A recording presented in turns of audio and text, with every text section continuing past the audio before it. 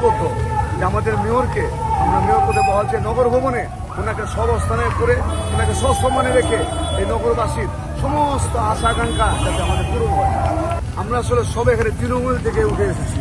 আমরা প্রত্যেকটা যারা এখানে আছে, এখানে আরও এখানে আমাদের আশেপাশে অনেকে আছে, কোতোয়ালি থানার নেতৃবৃন্দ, ওনারা প্রত্যেকেই ঠিক ফ্যাসিবাদী পতনের ঠিক কিছুদিন কয়েক মাস আগে প্রত্যেকে সাজা অবস্থায়, কারো 6 বছর, কারো 2 বছর, কারো 4 বছর ফ্যাসিবাদী সরকারের শাসনামলে তাদের বিরুদ্ধে আন্দোলন সংগ্রাম করতে গণতান্ত্রিক প্রক্রিয়াকে পুনরুদ্ধার করার জন্য আমরা যে আন্দোলন করেছিলাম, সে আন্দোলনে আমাদের অনেকে কারাগারে যেতে হয়েছে। আমি কোতোয়ালি থানা বিএনপির সাবেক সাধারণ সম্পাদক, আপনারা জানেন ঢাকা মহানগর দক্ষিণ এবং উত্তর, ঢাকা মহানগর দক্ষিণে একটি নবগঠিত নতুন কমিটি হতে যাচ্ছে। সেই কমিটিতে আমরা সকলেই প্রত্যাশা করি, সকলেই পদ পদবীর জন্য প্রত্যাশা রাখি।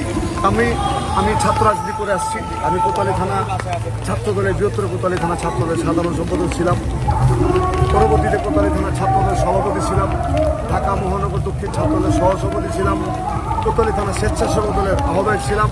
আর শুরুতে আমি আমার ওয়ার্ড ছাত্রদলে আমি আহ্বায়ক থেকে শুরু করে পরবর্তী আমি দায়িত্ব পালন করেছি।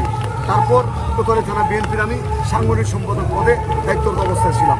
আমরা এখানে যারা আছে, আমি বহুবার কারাগারে গিয়েছি, বহু অন্যায় অত্যাচার ফ্যাসিবাদের সময় তাদের বিরুদ্ধে আন্দোলন সংগ্রাম করতে গিয়ে আমরা পিছপা হইনি। আমাদের আসলে আন্দোলন সংগ্রাম করতে গিয়ে আমাদের অভ্যাস হয়েছে। ইঞ্জিনিয়ার ইশরাক হোসেন, উনিও ফ্যাসিবাদী সরকারের বিরুদ্ধে আন্দোলন করতে গিয়ে রাজপথে ওনাকে রক্তাক্ত করা হয়েছে।